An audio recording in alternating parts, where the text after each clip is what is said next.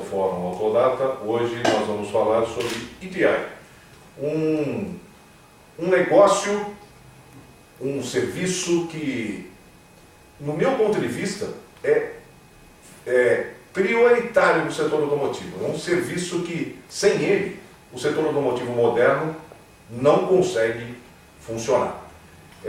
Nós vamos fazer um programa quase que didático. Nós vamos explicar o que é esse serviço, como ele funciona e para que ele serve. Nós estamos aqui com o Werther Padilha Cavalcante, que é CEO da Saurus, uma das empresas mais tradicionais desse ramo de atividade. Estamos também com o Edson Silva, do Grupo Nexera, também prestador de serviço desse ramo de atividade. São duas empresas interessantes, porque uma nasceu dentro do próprio setor automotivo e a outra é participante digamos, mais tradicional de outro ramo de atividade e também está entrando agora no setor automotivo. Eu queria que vocês primeiro contassem um pouco da história de vocês em rápidas palavras, né? E depois a gente vai entrar para explicar o que é este serviço de EDI de uma forma bem didática para os nossos web espectadores poderem entender efetivamente o que é esse serviço que vocês prestam. Vamos começar com o Padilha. Ok, Márcio. Bom, primeiro queremos agradecer realmente a oportunidade, né, de estar aqui junto com a Autodata nesse evento. E, bom, o que o EDI, né, fala? EDI, Electronic Data Interchange, ou intercâmbio eletrônico de dados, ou como eu estava brincando, né, um pouquinho pessoal, né, o Edge. Depois eu comento um pouquinho dessa história do Edge, né, quem é o Edge. Mas a Saurus, ela já atua, agora 24, vai fazer 25 anos no ano que vem, dentro do segmento automotivo. E durante muitos anos, há mais de 20 anos, atuando com o EDI propriamente dito. Vou falar um pouco da nossa história. Nascemos em 89, nosso primeiro cliente foi uma indústria automotiva. Foi uma indústria, na época ainda, quando as indústrias eram familiares, aqui na região da Zona Leste, um pouquinho antes do processo da globalização, 98, 99. E nós começamos desenvolvendo sistemas corporativos hoje, denominado ERPs. Começamos com um sistema fiscal, depois com um sistema de vendas, estoques, logística, etc. E tal. E um determinado momento da nossa história, depois de quase 4, 5 anos dentro da indústria automotiva, dessa indústria em si, a gente se tornou um especialista natural, nós batemos na porta do EDI automotivo e aí fizemos a integração dos dados, nos colocaríamos mais como integradores. Foi graças também a essa experiência do desenvolvimento de sistemas corporativos com o EDI que fomos caminhando para outras empresas e assim nós temos muita facilidade em entender sistemas de ERPs, sistemas administrativos de forma geral e ver qual é o impacto do processo do EDI, daqui a pouco eu vou falar um pouquinho melhor sobre isso, né, junto a sistemas de interação. Ou seja, lá na pré-história da informática, falando lá no final da década de 80, vocês começaram criando sistemas para gerenciar administrativamente uma empresa de autopeças. Por isso que vocês começaram quando você ainda era um molequinho. É isso aí, comecei de 7 anos, né, ainda comecei a se desenvolver a questão assim eu sou egresso de mainframe, né, desenvolvi sistemas de COBOL, ainda cheguei a trabalhar até com cartões digitados, perfurados e tudo mais, sistemas de Supermini, Secretaria Especial de Informática, tudo que tem direito quanto a isso.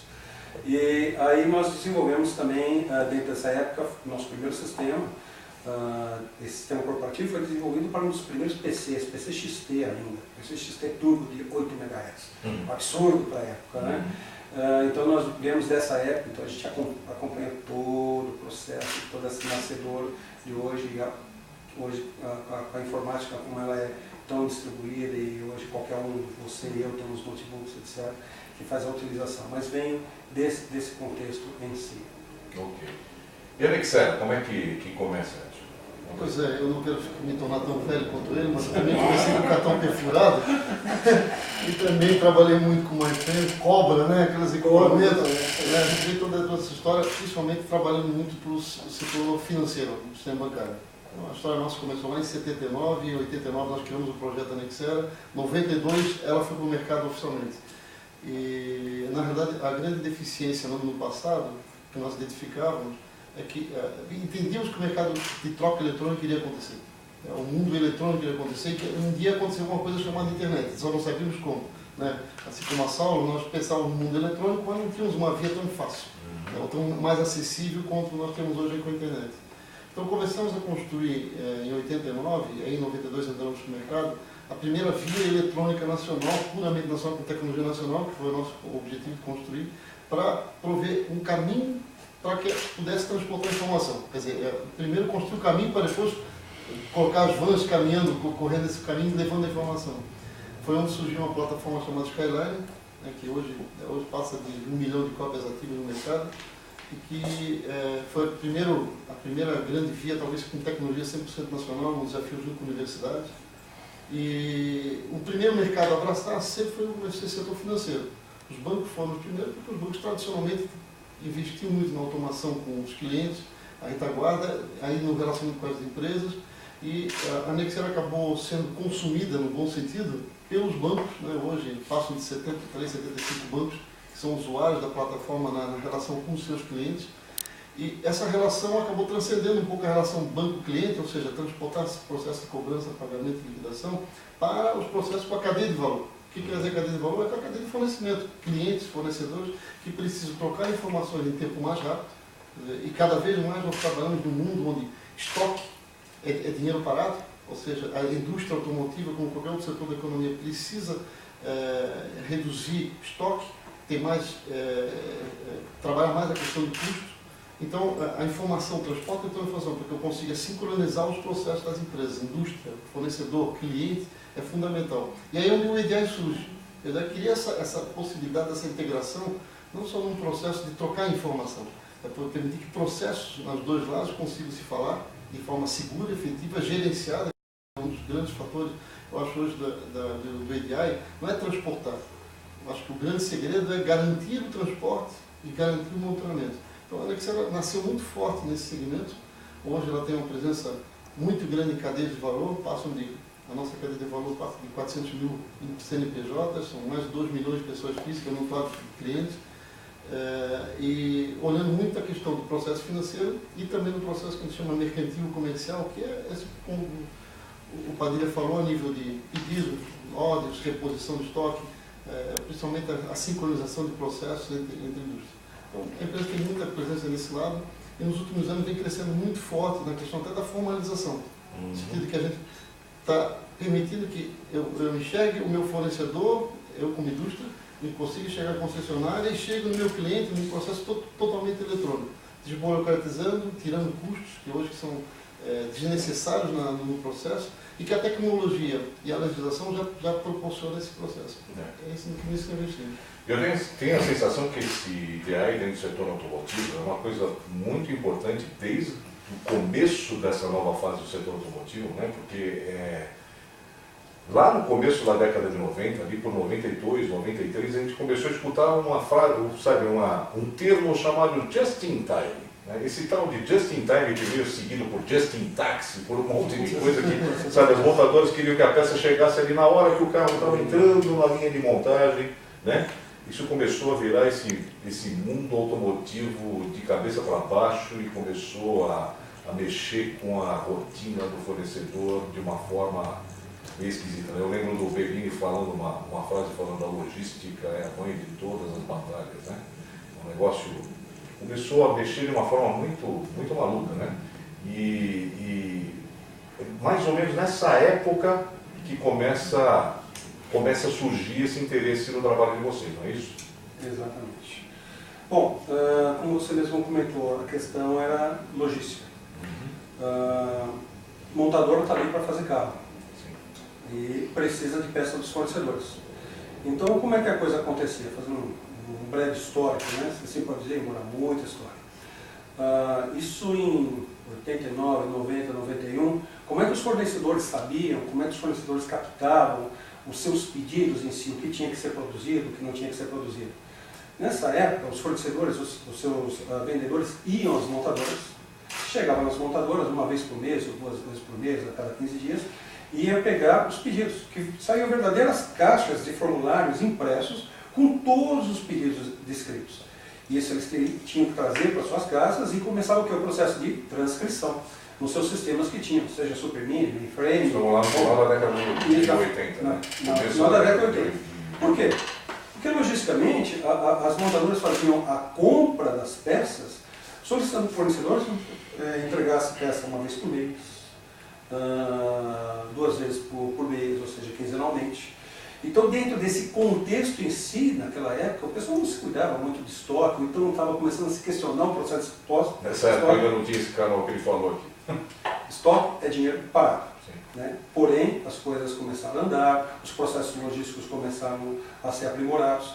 E aí se viu o seguinte, bom, nós temos que fazer com que os fornecedores eles possam fazer entregas mais assiduamente. Até estava te comentando, mas em relação à Fiat. Fiat, que eu me lembro, foi uma das primeiras, se não a primeira montadora, a começar uma programação semanal.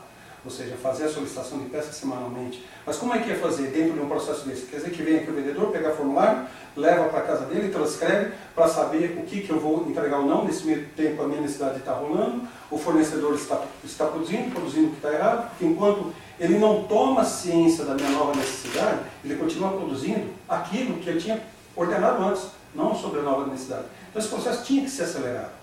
Então começaram a se estudar em cima disso. A autolatina foi fundamental. Foi bem pensado nesse contexto, falou, puxa, eu tenho uma necessidade, eu quero tentar trabalhar nesse processo de aceleração. Uma das coisas que eles fizeram no começo era como eu vou então levar essa informação para o fornecedor. E sou da época de que eles tomaram a decisão do seguinte, para os grandes fornecedores que tinham condições, tinham estrutura, tinham mainframes, porque não era para todos, né, eu vou fazer assim, eu vou colocar os meus pedidos dentro de um disquete. Não é aquele disquete pequenininho, não, é aquele disquete 5x4, aquele que era de vinil, né, aquele que desdobrado, esse negócio e tal. E o pessoal ia buscar de moto, ia buscar de carro. Mas é óbvio que isso aí também não ia acelerar. O quê? Tá bom, deixava descarregar verdadeiras caixas de formulário, mas levava disquetes agora. Bom, continuando a trabalhar, a própria Autolatina na época verificou o seguinte, pô, essa minha necessidade não é uma necessidade só minha. Certamente é uma necessidade também de outras montadoras. E aqui que eu digo que realmente foi a grande, o pulo do gato, a ideia de chegar e falar assim, então vamos conversar com outras montadoras, por quê? Porque o meu fornecedor é fornecedor comum, ele fornece para mim e fornece para outras. Se fornece para ambos, em si, também a outra montadora, independente da nossa concorrência, do nosso contexto, tá, tem a mesma necessidade. E juntos podemos criar condições de fazer uma exigência ou a implementação de um processo mais afim, né, mais assertivo. E, tá bom, qual seria o local, qual seria o lugar onde poderíamos ter esse tipo de conversa? Aí a Anfávia foi considerada. A Anfávia era um fórum comum, foi assim que foi criada a subcomissão de DI da Anfávia, representante de vários montadores, na época representante de 1 ou 2 ou 3 fornecedores de grande peso, eles começaram a discutir a construção isso, de como fazer o processo do PDI, que era uma terminologia nova, é uma terminologia, hoje a gente se fala com tanta simplez, mas era uma terminologia nova para a época, né? Mas como vamos fazer o EDI? Aí volta, o que é o EDI? Falando um pouquinho do processo teórico aqui, né? Ele é um tripé de 3 pontos. A primeira ponta desse tripé é o seguinte, para o EDI ser feito, tem que se definir o quê? Os parceiros. Quem é o comprador, quem é o vendedor, quem são as empresas dentro das circunstâncias. No caso, montadora, fornecedor. Fechou o assunto. O segundo, o padrão. Isso é fundamental, porque imagina se cada montadora começa a pedir para o seu fornecedor dentro do seu processo pessoal. Ora, eu peço pedido de uma forma, um arquivo desenhado de uma forma, uma planilha desenhada de uma forma, outra montadora pede de outra forma, e assim, porque o fornecedor é comum, você vai começar a trazer o problema da competição das montadoras dentro da informação administrativa para dentro de casa. Então eles tinham que definir o padrão. Aí definiram o quê? O RND, Rede Nacional de Dados. Da onde? Nesse meio, nada se cria, tudo se copia. Foi baseado em cima do quê? Do VDA, padrão alemão. Autolatina, alemão e tal, né? Então veio disso. E o terceiro, que era fundamental, um meio de comunicação. É, e que aparece esse negócio que ele falou aqui. É um deles. Que é o tal da van, do meio de comunicação. A tal da caixinha lá Isso. Caixinha de correio lá no começo da década de 90. No começo da década de 90. Só que dentro desse contexto, nós estamos falando de uma época onde nós tínhamos quem? A Secretaria Especial de Informática, definições de leis de informática que eram muito específicas dentro do contexto brasileiro. Você não poderia trazer qualquer produto, qualquer meio de comunicação, simplesmente traz de fora e traz para dentro assim. Isso não pode ser feito dessa forma. Mas foi nessa época que a Embratel que era a homogênea, inclusive, né, controlando o contexto de telecomunicações brasileiro, levantou a mão e disse: senhores, eu tenho um serviço que eu estou colocando no mercado, o nome do serviço é STM400, Sistema de Transmissão de Mensagem para o X400, que foi uma deferência em relação ao X400 Rempac vindo da França, e disse o seguinte: olha, nós vamos trabalhar com o conceito de caixas postais. Eu vendo uma caixa postal para a montadora, vendo uma caixa postal para o fornecedor, a montadora manda o seu pedido, via a caixa postal dela disponibiliza para a caixa postal eletronicamente do fornecedor, ele pode fazer a captação, e quando o fornecedor for encaminhar suas informações relativas à sua expedição de mercadoria, ela faz o mesmo. Isso, estamos falando 20 anos antes da nota fiscal eletrônica, houve toda uma mudança nos últimos 3 anos. Mas aí a indústria de autopeça, no caso, ela, ao emitir a nota fiscal eletrônica, nota fiscal em papel na época, para eles, né, gerava um arquivo, que hoje a terminologia se utiliza ASN, Advanced Ship Notes, nada mais é do que uma notificação de embarque avançado, gera esse arquivo, encaminha via caixa postal e chegava na montadora. Esses são os primórdios, baseado, os parceiros, baseado no padrão e baseado no meio de comunicação, que durante muitos anos o segmento automotivo foi em Embratel, no serviço da STM400, né? E isso foi quebrado com o processo de globalização um pouquinho mais à frente, né? Mas nesse foi os primórdios da construção do processo de EDI como uma ferramenta para transmitir informação de orders, pedidos de um lado, e informações de embarque do lado fiscal. Esse foi o começo. Porque no começo, na verdade, vocês pegavam a informação e acabavam jogando num sistema administrativo que também acabava durando semanas. Vocês tinham um sistema de administração lá, que vocês jogavam essa informação, administravam essa informação, mas acabavam também demorando também 2 ou 3 semanas. Hoje essa coisa está mais ágil, né? Hoje o sistema é automático. Hoje, mas eu queria, agora nós vamos chamar um intervalo, eu queria mostrar como é que funciona na prática hoje, mas isso nós vamos jogar para o próximo bloco. Nós vamos fazer um pequeno intervalo agora. Maravilha. Chegou o novo Citroën C3. Troy Green.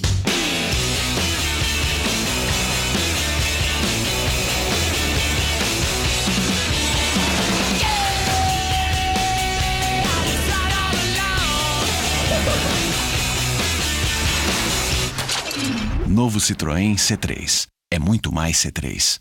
Citroën Creative Technology. Olá, bem-vindos novamente a este Fórum Autodata sobre TI.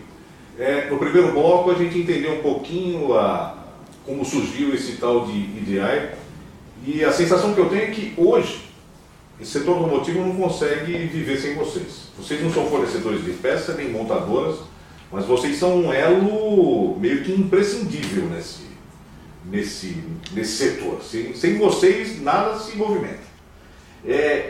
Vamos na prática. Como é que vocês atuam hoje, né? Como é que funciona o trabalho de vocês hoje? O que acontece? A montadora hoje, como é que a montadora chega até vocês?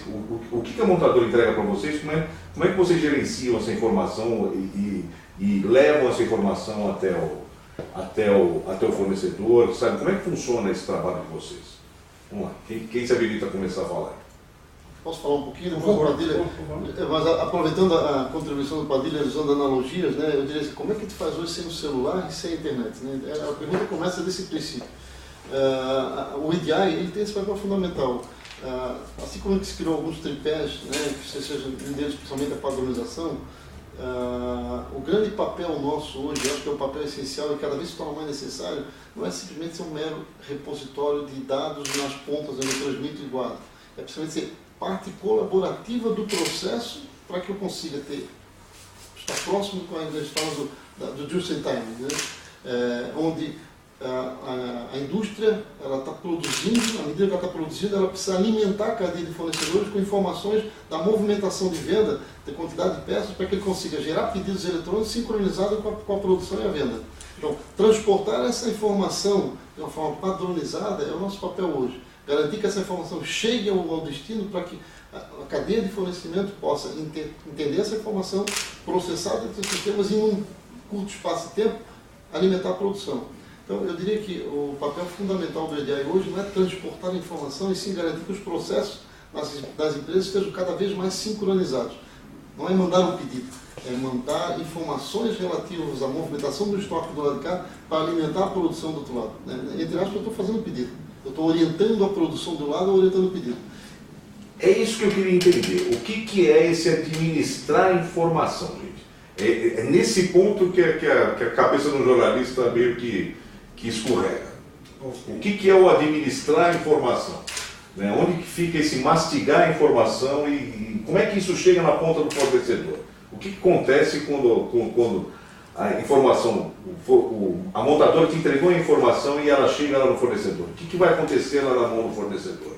Bom, aí vem o que hoje as montadoras têm trabalhado, fazendo assim, uma pequena ponte em relação ao primeiro bloco, falando como nasceu o EDI, e o que vem esse EDI, que fala-se de parceiros, fala-se de padrão e fala de meio de comunicação.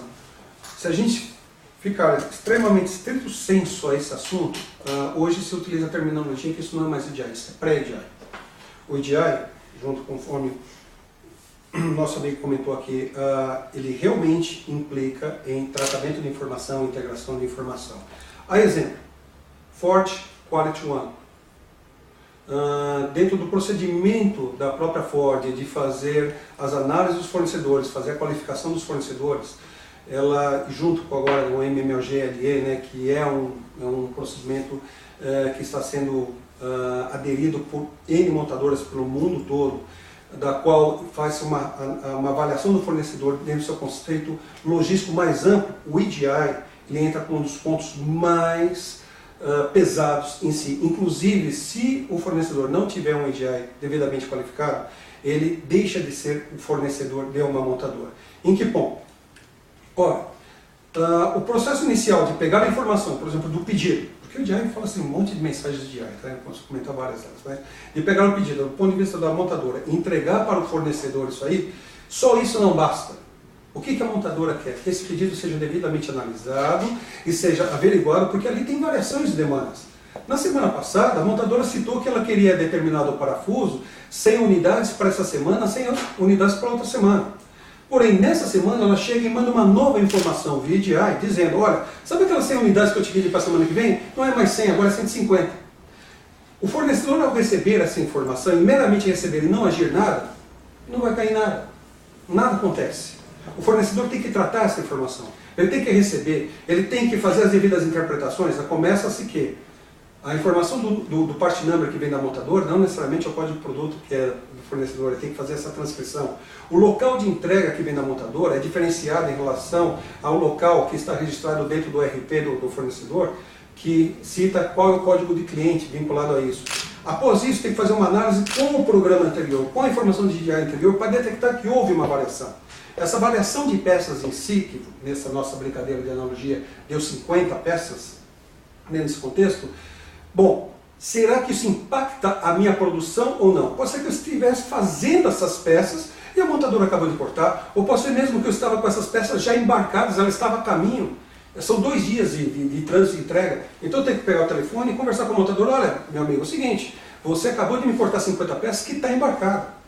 Então, o processo da agilidade em si, o que as montadoras querem hoje em dia, não é mais meramente o fornecedor ter um sistema, um fax de luxo de receber uma mensagem de EDI e imprimir um relatório. Pelo contrário, ele exige que o fornecedor faça o devido tratamento, análise da informação e integração com os seus sistemas corporativos. Porque uma vez que essa informação entra no seu sistema de vendas, alimenta a sua carteira de vendas. Alimentando a carteira de vendas, vai para o sistema de produção. Gera hora de fabricação que vai para a fábrica. Se produz, prepara a expedição, e assim vai. Agora o teu sistema vai ao nível, por exemplo, de alertar o cara que ele pode ter um gargalo na produção dele com o fornecedor dele? Pode sim. Aí depende de uma série de variantes. Tá? No caso da Saulos, como eu disse, nós nascemos dentro da indústria de autopeça, nascemos desenvolvendo sistema de RP. Então, o nosso conhecimento chegou a esse nível de montagem de chão de fábrica, sistema de estoque, controle de produção. Então, dentro desse contexto, nós desenvolvemos sim sistemas de processo de tratamento. Voltando à tua pergunta. Vamos imaginar que seja um fornecedor de peça estampada, capô de carro. A variação de 50 capôs para a semana que vem é muito diferente do que para o fornecedor, com as devidas aspas, né, de um parafuso. Quando a gente fala assim, olha, variou 50 parafusos para a semana que vem para o fornecedor de parafusos, isso para ele pode ser considerado até de longo tempo. Agora, para uma estampagem de capô, não, peraí. Você não fabrica um capô de uma hora para outra, você não compra bobinas de uma usina para chegar e fazer essa estampagem do dia para a noite, mas você pode comprar arame para fazer parafuso a qualquer hora. Então tem uma série de variantes também em cima disso aí.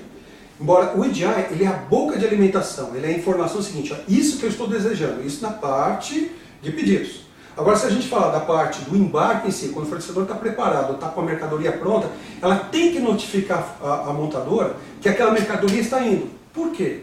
Porque o processo de recepção da montadora tem que ser totalmente ágil.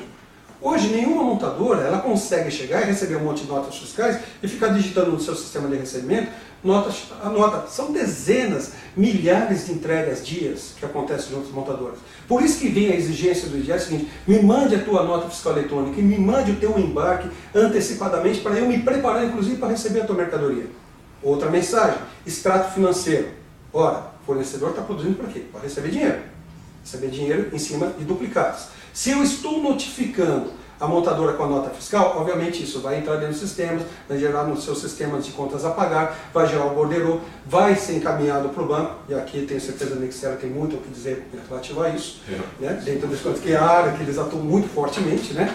Mas a montadora, ela notifica o fornecedor antecipadamente através de uma mensagem de ar chamada extrato financeiro. Ela diz o seguinte, olha, sabe todas essas notas tuas, essa, estou confirmando o pagamento, vai ser em tal dia, vai ser em tal banco. Essa é uma mensagem de ar que chega e vai para o setor financeiro. Outra mensagem de ar, JIT, ou Just in Sequence, da qual a questão não entra mais agora na demanda em si, de quanto eu preciso de produto, mas entra o seguinte, quanto eu preciso entregar no dia a dia, no momento ao momento. E aí se vai. Cada vez mais o EDI está sendo utilizado para N mensagens, para N processos. Ele é um meio de comunicação. Todo o processo de conversação acontece. Usando a analogia, né, como meu colega aqui colocou, imagina nós aqui conversando sem poder falar ou sem poder ouvir. O EDI em si é isso, sabe? É a voz sendo caminhada, é ouvir sendo acontecer. Por isso que se o EDI acontece algum problema, a coisa é séria. E vocês chegam a esse tipo de sofisticação também? Eu diria que, resumindo, né, falar em globalização, só existiria se existisse o EDI e existisse o processo nosso. Que hoje o grande papel nosso está envolvido, inclusive, com a tradução até de linguagem. Né, porque o nosso grande papel é permitir que diversos mundos, chamados diferentes, seja diversos padrões e tamanhos de fornecedores, diversos tamanhos de indústria automotiva, sim, a cadeia toda, até com a questão financeira, possam falar uma linguagem única e se entender.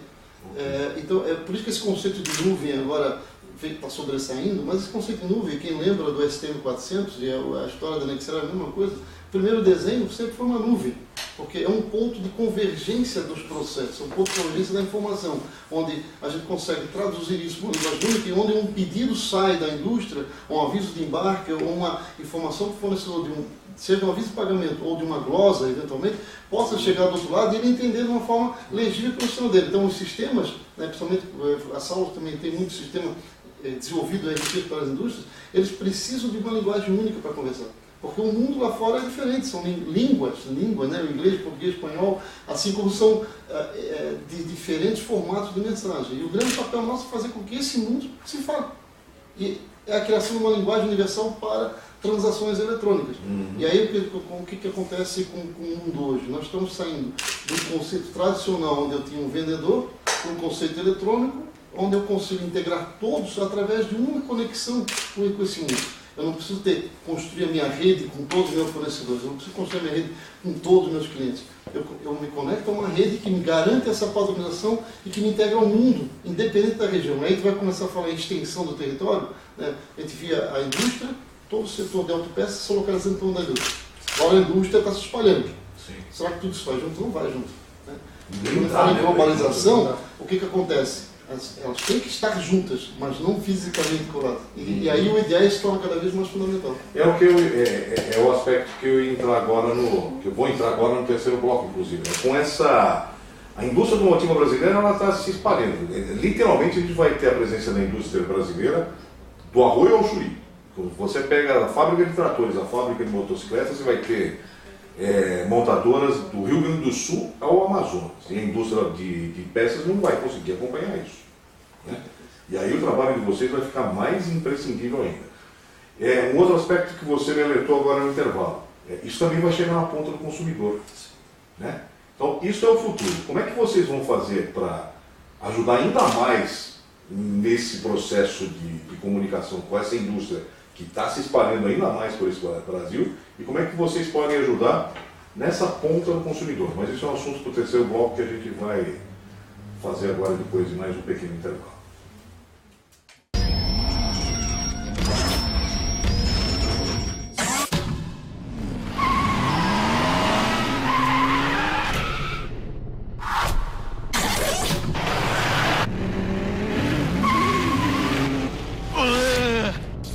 Peugeot 308, agora na versão Turbo THP. E aprovado no teste Gustavo Kirten de Performance. Conquiste sua vida com estilo. Bem-vindos a esse terceiro bloco do nosso Fórum Autodata. Senhores, pelo que eu entendi, né, vocês são administradores de processo de informação. É isso vocês são um serviço inventado no final do século passado e um serviço imprescindível para esse século XXI. Ou seja, né, o século XXI não existe sem vocês. E o futuro está aí, né? O setor automotivo, por exemplo, no Brasil cresce a olhos vistos. A gente já é o quarto maior produtor do mundo, o quarto maior mercado do mundo.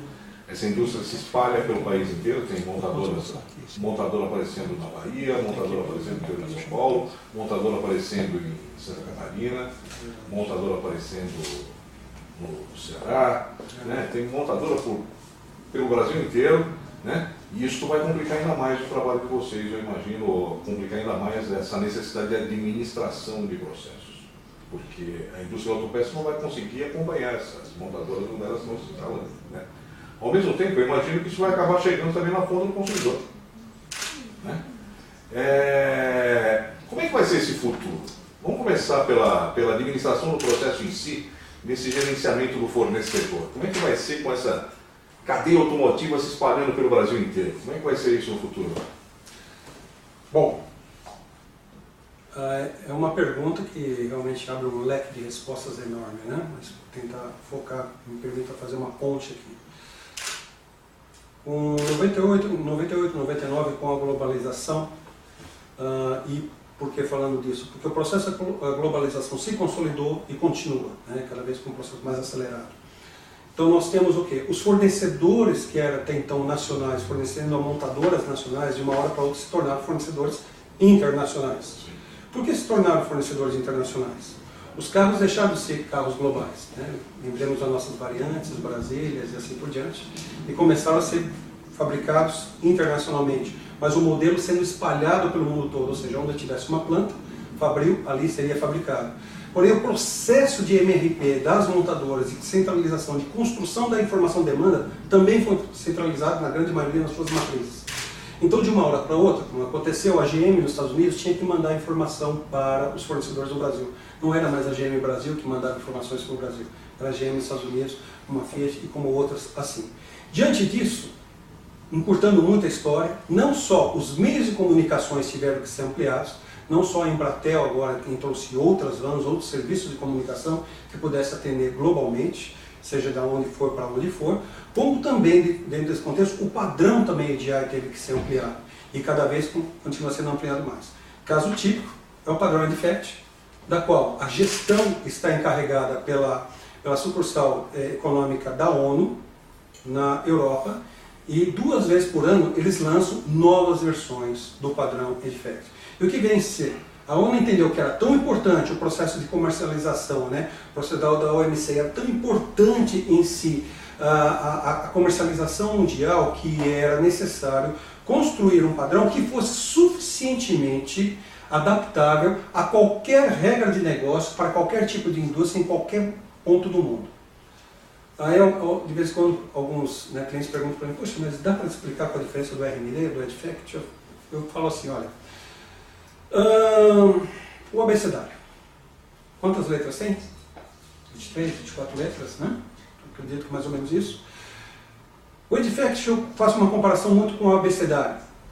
Porque com 23, 24 letras você escreve qualquer palavra em português, como escreve qualquer palavra em italiano, qualquer palavra em alemão, e não necessariamente eu conheço italiano, não necessariamente eu conheço alemão, eu conheço inglês. Mas com o abecedário você consegue construir mensagens. O EDIFACT, que a ONU fez, se propõe ao mesmo contexto. Com segmentos, chamados segmentos de EDI, você consegue construir qualquer estrutura de mensagem comercial para ser transacionado sobre qualquer contexto de negócio, sobre qualquer tipo de indústria. Então, isso está se solidificando cada vez mais. Por isso que o padrão EDIFACT tem sido utilizado... Isso sai fora do setor automotivo a partir de agora. Não só setor automotivo, no mundo todo. Esse é um ponto. Agora, voltando à característica aqui, sobre agora o contexto do nosso tupiniquim brasileiro, né? Se nós olharmos há 10, 15 anos atrás, os fornecedores eram meramente fornecedores, produziam as peças porque os carros eram instantes e eram colocadas as peças dentro das montadoras com dias de antecedência para o processo de produção. Hoje nós, como consumidores, nós vamos em qualquer concessionária, pedimos qualquer carro na cor que a gente quer, no banco, no tipo de banco que a gente quer, com o airbag que a gente quer ou não, com o pneu que a gente quer, ou seja, nós conseguimos hoje construir o carro que nós desejamos. Isso leva a que característica? A montadora tem que ser cada vez mais proativa e não reativa e, ao mesmo tempo, conseguir construir aquele carro segundo aquela demanda, segundo aquele mix, com muita aceleração. Para isso, exige que o fornecedor deixe de ser um fornecedor, caminhe para ser um sistemista. Ele se aproxima cada vez mais da montadora. Caminhando para se aproximar mais da montadora, cada vez mais ela pega o DNA da montadora. Cada vez ela pega mais o seu processo de concepção e construção de carro e as suas características. É por isso que vocês veem hoje grandes grupos, né, de indústrias de autopeças, que embora elas tenham as suas unidades, mas se vê as suas unidades vinculadas a plantas fabris. Na Ford, na Bahia, na Fiat, em Minas, na Audi, lá no Paraná e assim mais. Mas veja bem, é praticamente impossível para esse fornecedor hoje ele se agregar a todas as plantas que essas montadoras estão montando no Brasil. É uma quantidade muito grande de montadoras hoje que estão chegando no Brasil. Qual que é o teu desafio hoje como administrador de processo de informação para esse fornecedor? É isso que eu coloco. Você tem uma Fiat lá em Goiânia, você tem uma Mercedes colocando uma fábrica em Iracemápolis, você tem uma BMW colocando uma fábrica em Santa Catarina, você tem uma GM no Rio Grande do Sul, você tem uma Jaque na Bahia, você tem mais uma Fiat que continua em Betim, você tem mais uma Volkswagen que está aqui em São Paulo e está no Paraná. Você tem uma Honda que continua fabricando motos no Amazonas, você tem uma John Deere que continua lá no Rio Grande do Sul, não é isso? E agora aqui em São Paulo. E aqui em São Paulo também. Qual é o grande desafio? Qual é o grande desafio para conseguir gerenciar isso sem deixar o fornecedor maluco? Porque o fornecedor não vai conseguir colocar uma fábrica do lado de cada montadora dessa. O desafio, me permita, né, concluindo na tua pergunta, o desafio meu hoje é, como os meus clientes falam, olha, meu negócio é produzir peça e entregar. Tá? Então eu não posso ficar cuidando de coisas secundárias. Então, hoje o meu desafio é manter o meu cliente fazendo o business dele junto ao seu cliente final. Diante disso, quando a indústria de autopeças está assinando um contrato junto com a montadora, ela assina um contrato sobre uma série de questões, entre elas, chama-se protocolo logístico. Você vai ter que me entregar a peça desse jeito, dessa forma, desse processo de embarque, tem que ter uma estrutura interna na minha casa assim, ou fora, assado, e tudo isso envolve sistemas. Então, o ecletismo do processo é cada vez maior. Então hoje o nosso desafio é construir sistemas cada vez mais ecléticos, mas ao mesmo tempo simples de manusear para o front-end final, porque são N regras de negócio. Confesso, não é fácil, não tem sido nada fácil. O teu desafio é ser cada vez mais ágil e entregar essa informação da maneira cada vez mais ágil. Porque tudo é pronto. Você não vai entrar no negócio do teu cliente, você tem que agilizar o teu trabalho para ele. Eu tenho que viabilizar o negócio dele através das nossas soluções. Eu acho que é uma coisa muito simples, né? Se nós ligarmos nós dois celulares aqui agora e começar a falar, e nós começarmos a nos distanciar, nós temos certeza que nós vamos, considerando que a telefonia vai funcionar bem, nós temos certeza que independente de onde nós estivermos, nós vamos continuar conversando. Ou seja, eu vou caminhando, eu vou ao outro lado da rua, vou a outro estado, vou a outro país e eu continuo falando com o senhor. Trazendo essa analogia para o mundo ideal, quer dizer o seguinte, as plantas vão se espalhar, mas o processo de integração eletrônica, ele tem que garantir que eu consiga me distanciar cada vez mais, Certo? E esse é o desafio nosso, esse é o desafio que a gente já cumpriu, esse desafio que já está pronto, de forma que a comunicação continua. É claro que entram outros elementos diferentes do processo. A comunicação, eu consigo mandar pedido, eu consigo receber pedido no mesmo segundo, eu consigo mandar um desembarque e receber no mesmo segundo, a nota fiscal, eu consigo manter essa sincronização dos processos. Então, os processos vão considerar que estejam num nível de maturidade boa hoje. Eu tenho que agora afastar plantas. Ou seja, eu continuo sabendo que eu tenho que entregar X peças lá em Goiânia. Qual é o componente? O tempo que eu vou ter que administrar esse processo. O que os sistemas precisam começar a calcular?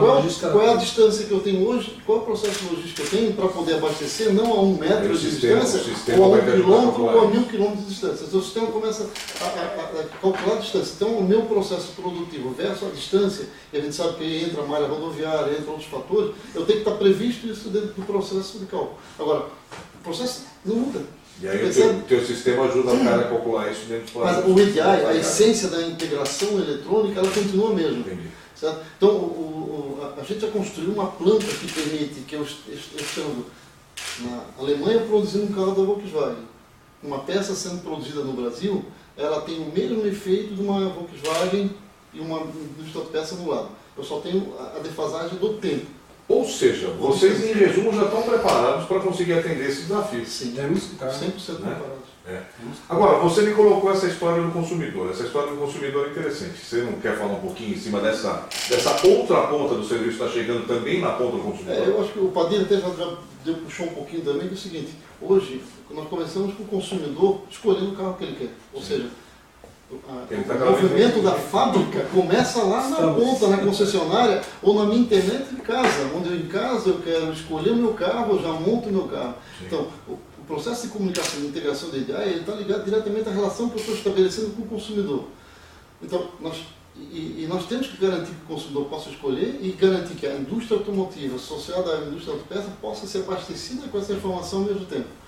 Paralelo a isso, tu percebe que o consumidor, cada vez mais, ele é eletrônico. Né? E a gente está vendo o seguinte: ele quer escolher a forma de pagar, ele quer receber o boleto no seu celular, ele quer liquidar isso pelo seu celular, ele quer ter o contrato dele assinar eletronicamente. Ou seja, rapidamente, e isso não é uma ideia, algumas já estão fazendo isso, as pessoas vão comprar pela internet, vão assinar o contrato pela internet, vão ter aprovação de crédito pela internet. Eu vou estar movimentando a indústria em autopeça. Você acha que aquela história de sentir o cheiro do carro vai acabar? Não, eu vou no carro do vizinho, gostei, eu vou escolher.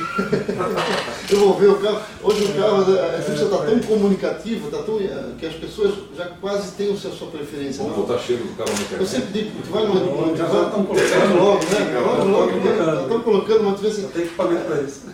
A comunicação, a imagem já chega tão forte que as pessoas praticamente já têm a sua escolha. Né? Então, o carro, a tendência é comprar. O cara, quando ele vai no concessionário, ele já vai para escolher dele. Tu vais comprar um produto, tu vais comprar um bem, alguma coisa que te serve.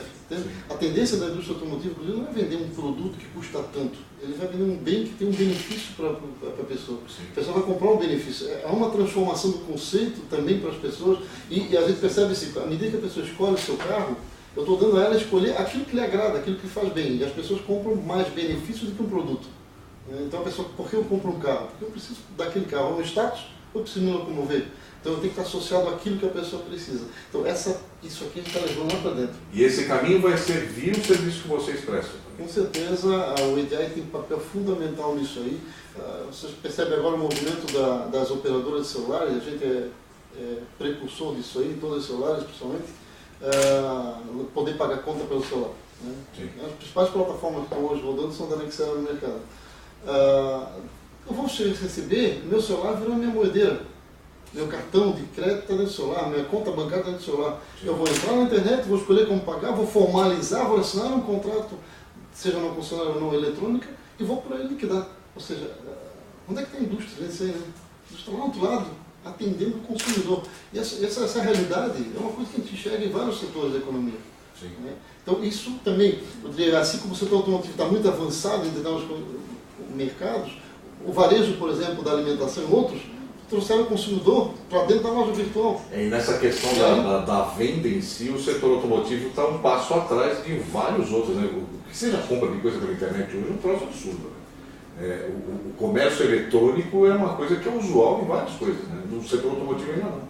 Mas vai ser recuperado bem rapidamente. Né? Porque ainda tem essa história do cheirinho. Tem o cheirinho. Não, mas eu acho que o setor está chegando próximo disso, e a gente tem que enxergar esse próximo, porque nós fizemos um estudo agora recente para uma grande montadora, em que ela tinha um custo altíssimo do processo de formalização e cobrança do seu cliente, ela aponta principalmente com volumes de consórcio e financiamento, e ela percebeu o seguinte, que o modelo burocrático que ela criou lá na ponta para o usuário, que incomodava ele também, ele pode ser tão simplificado que ela vai economizar 12 milhões por ano. Nossa. Então, ela vai economizar 12 milhões por ano atendendo o que o cliente está pedindo hoje. Ou seja, a tecnologia está na mão do cliente e muitas vezes não enxerga que isso está disponível. É claro que nós temos questões culturais, né, adequação de sistemas, questão de investimentos que têm que ser vencidos, mas a tecnologia está à disposição. Então, nós partimos do modelo tradicional de permitir que as empresas, indústrias, fornecedores se comuniquem, mas as pessoas, os clientes e as concessionárias, como intermediários, entrem nesse processo de comunicação, usando plataformas já conhecidas, certo? E que não estão mais na era de simplesmente depositar uma informação na caixa postal. A gente falou em EDFACT, XML e outros padrões, nós estamos chegando numa era de que a informação ela é real-time, online e real-time. Apesar de passar pelo conceito da caixinha postal, né? A caixa postal é um mero repositório de transpasse. Ela é um conceito que nos permite entender que linguagens diferentes, formatos diferentes, conseguem se estabelecer uma comunicação através de uma nuvem de integração. Mas os processos estão muito bem maduros nesse conceito, então tu fala, os produtos se espalham, eu posso estar na China comprando um carro no Brasil, que eu consigo comprar. O mundo está ficando cada vez mais pequenininho, né? Vocês estão ajudando nisso, né? Isso que não é à toa que, como estava comentando, né, no nosso intervalo, essa história do mundo pequeno, a reunião do G20 na Rússia recentemente, os trabalhos que estão se iniciando para buscar padrões, inclusive de tax, padrões de buscar a questão de tributação unificada mundial, isso vai ser trafegado como? Os processos vão ocorrer como? Ou seja, o IDI está lá, só que está bem extremamente low profile, como o Edson colocou a questão do telefone. Estamos conversando, você está do outro lado da rua, estou aqui, gostei muito da analogia, perfeita, mas é isso mesmo, né? E o que importa é estar conversando. Agora, ninguém está por trás aí, a não ser as operadoras e o pessoal que está colocando toda a tecnologia para manter essa conversação. É isso que pega, é o nosso contexto, né? Dentro da nossa perspectiva, nós temos que manter esse negócio azeitado, as conversas têm que continuar, o tráfego de informação tem que correr, o B2B, né, business via EDI, o tráfego de informação continua, mas de forma que ninguém se aperceba disso. Aí vem aquele contexto que você já colocou, puxa, mas estou vendo que o segmento, né, aqui no automotivo no caso, né, ou como qualquer outro segmento, mercantil, bancário, seja o que for, sem EDI a coisa para. É como se desse um crepe danado nas telecomunicações, nós pararíamos de conversar. É o mesmo contexto, isso a gente falando aqui do contexto low profile, né? Do tráfego da informação.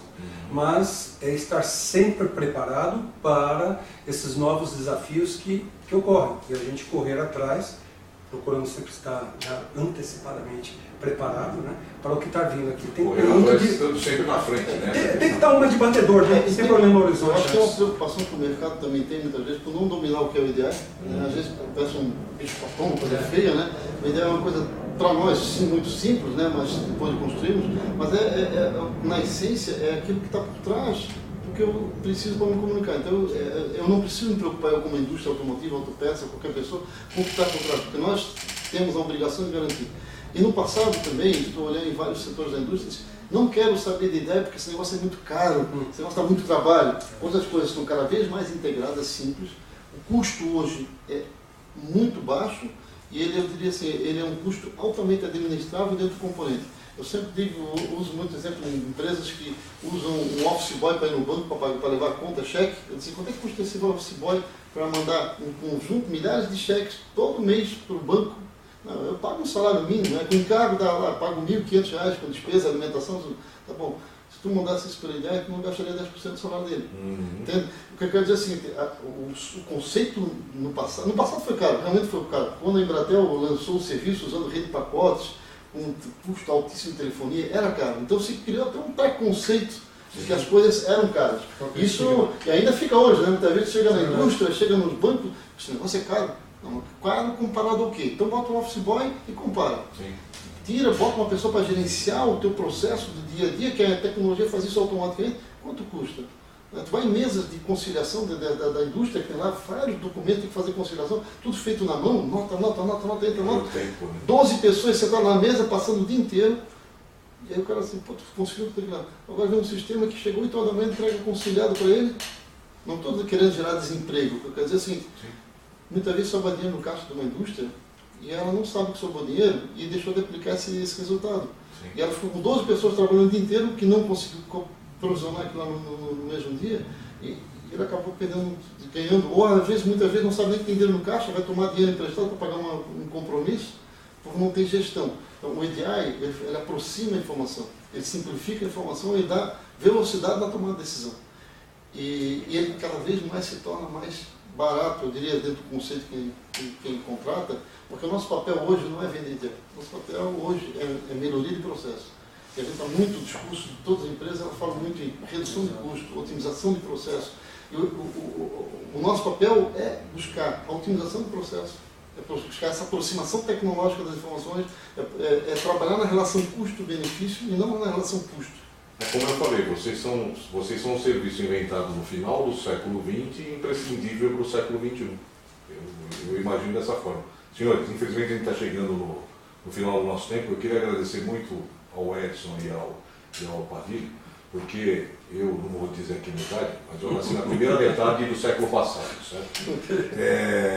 E como quem nasceu na primeira metade do século passado, eu tenho muita dificuldade para entender toda essa história de informática, coisa. E eu consegui entender o que é o tal do ideal, do ideário. Eu entendi muito bem, certo?